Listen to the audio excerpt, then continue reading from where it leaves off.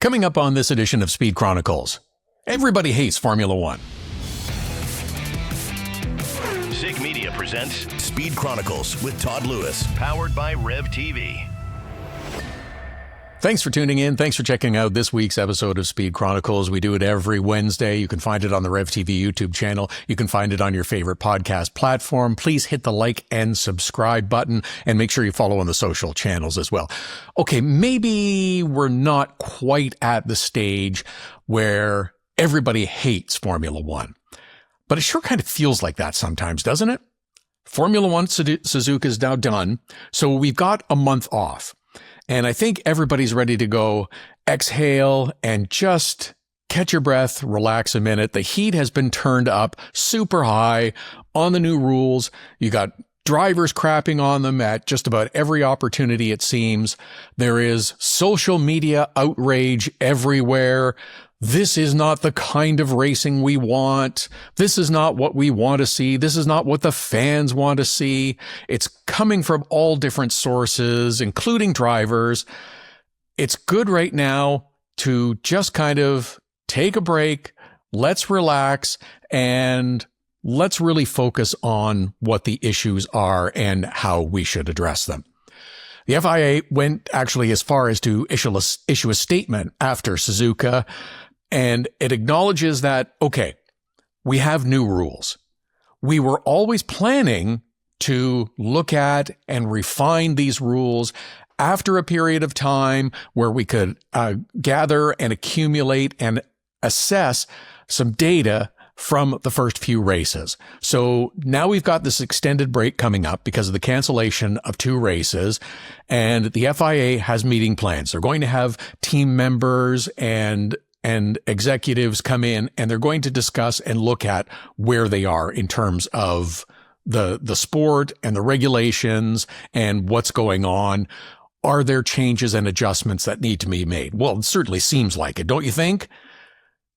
I don't know that you're going to get some sort of explicit revelation that, oh my gosh, we screwed up incredibly. We're going to change everything and fix everything, because that's not realistic.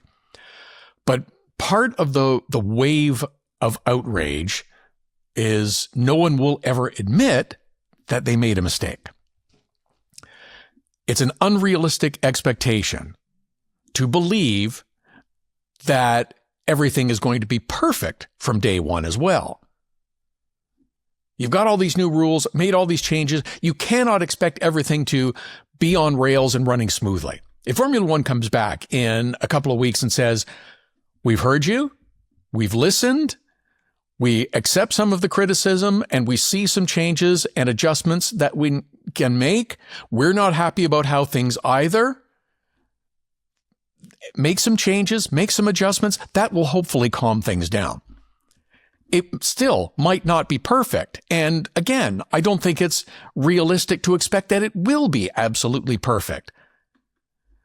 But with the kind of sweeping changes that were made, it takes time to find the sweet spot.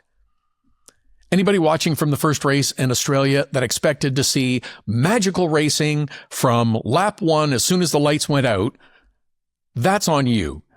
That's an unrealistic expectation. So I'm okay if the FIA comes back and says, you know what? We've seen things, we've listened, we've heard you, we understand, we agree, we can make some changes to make things better. Or did you perform perfectly the first time you started a new job? Or did you perform perfectly this morning when you got up and hadn't had coffee yet and really hadn't had a chance to start your day? Probably not. So I don't understand why we have this immediate expectation that everything is going to be amazing and fantastic. That's not what the FIA was selling. It says we're changing the rules, we're trying to improve things, and they also have stakeholders that they have to answer to. Part of the issue, too, is that Max Verstappen is not having any fun. Doesn't have a great car. He throws a journalist out of a media availability and won't begin answering questions until he's gone. I wonder why he's talking about walking away. Doesn't need the money. He's got lots of money. He's got a side piece in sports cars that seems to be more fun. What's the motivation to stay? For anyone in a similar situation, good work environment, project that you like, it's been successful, you're having fun being part of it, things are going well. And that was Max Verstappen a few years ago. Things have obviously changed.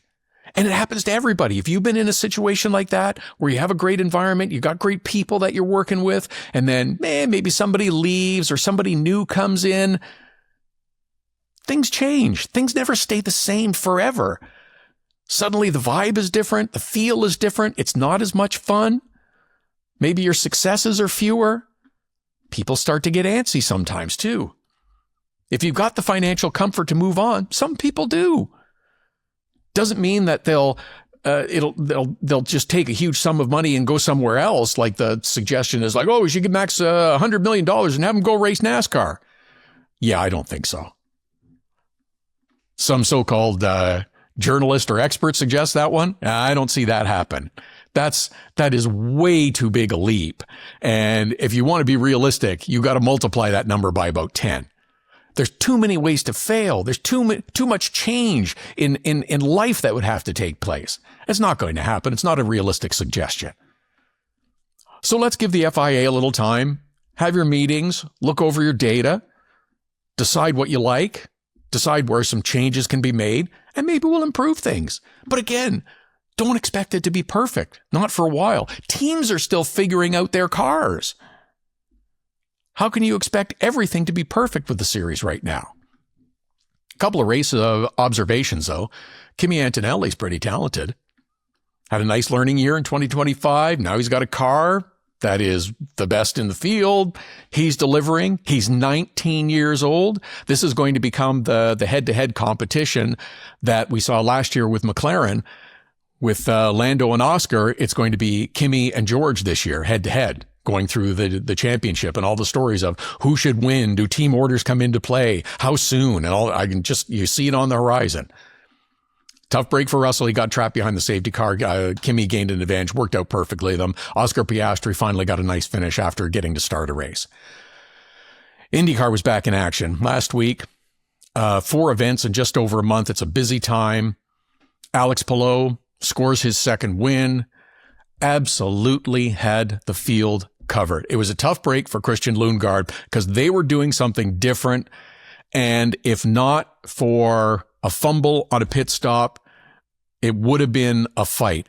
I don't know that he had enough to get Palou, but it would have been a lot closer. It would have made things interesting, and it would have been a fight to the finish. We still got some jockeying for position on the podium, but Alex Palou was out for a Sunday drive with one hand on the wheel. It shows how good you have to be if you're going to beat them. I mean, Alex is great. Car is great. Team is making great pit stops. So that's how good you have to be. In fact, you have to be better if you're going to beat them. Some big crashes this past weekend. Scott McLaughlin, huge hit at Barber. Will Power, nose first into the barrier. Ollie Berman, too, that Formula One crash. Big. Another item to watch in terms of IndyCar, we're less than 2 months away from the Indianapolis 500. We don't have 33 confirmed entries yet. I'm not being alarmist. I do believe it'll happen, but not having it buttoned up yet is probably a little unsettling for IndyCar. They've been all over with this amazing start this year. It's fantastic. We're getting great TV ratings. We're having good racing. We've got new events and fun and excitement, and they're correct. But I think they'd like to have this locked down as quickly as possible. It's probably going to only be 33, and that's going to disappoint some people because there won't be bumping on qualifying weekend. We've only had one team bumped out in recent years. I don't know that it's a big deal, but it is for some. It's not for me. Does make me wonder, though, in a couple of years when they introduce a new car and it's a big investment for teams to buy new cars, is it going to be an even bigger struggle to get those 11 rows of 3? Some people will freak out if there's a year where there's not 33 entries. Maybe it'll happen. Maybe it won't. But if you can't get enough cars and equipment together, maybe you'll just have to, understand it. NASCAR used to have bigger fields in the Cup Series. They don't anymore. Nobody seems to be overly upset about it anymore. Still waiting on some stuff for NASCAR Canada. This is quite typical of the series. 45 days out from race number 1. There's some social posts happening. The start countdown has begun. Still waiting on some information, and there's a lot of questions that still need to be answered. There's a lot of discussion about the new tires that are coming into the series and how they're going to act, how they're going to behave, how different they're going to be from the previous tires. There is a tire test on the Friday prior to Canadian Tire Motorsport Park, the first event of the year in May. They're holding others through the year as well, but that's about it. But there's a lot of questions right now about the tires, and there's a lot of questions about some other things as well. Still waiting for answers, and unfortunately, that's the way it's going right now for NASCAR Canada. All right, so it's a slower weekend because Easter is coming. Trucks and O'Reilly are racing this weekend. Cup Series is off, IndyCar is off, and F1 is off for a while. IMSA and IndyCar come back for Long Beach in a couple of weeks. But still, enjoy what racing we do have. Have a great weekend. And make sure that you please hit the like and subscribe button to enjoy another edition of Speed Chronicles next Wednesday.